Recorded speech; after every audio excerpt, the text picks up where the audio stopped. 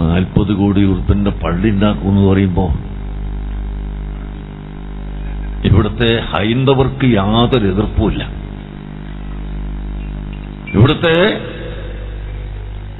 ഒരു മതസ്ഥനും എതിർപ്പില്ല.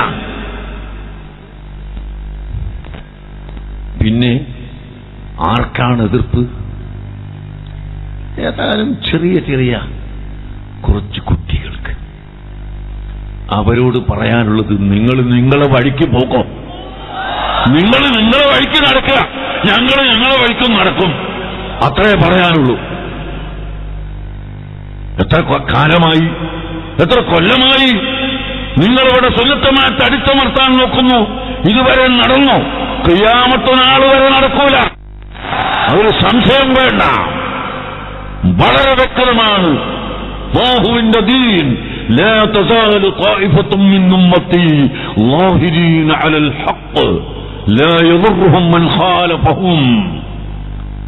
ഹഖ് മുറുകെ പിടിച്ചു നിൽക്കുന്ന വിഭാഗം ഇവിടെ ഖിയാമത്ത് നാൾ വരെ നിലനിൽക്കും. അതിനെ എതിർക്കാനും അതിനെ തോൽപ്പിക്കാനും അതിനെ തകിടം മറിക്കാനും ഈ ലോകത്തൊരു ശക്തിക്കും സാധ്യമല്ല.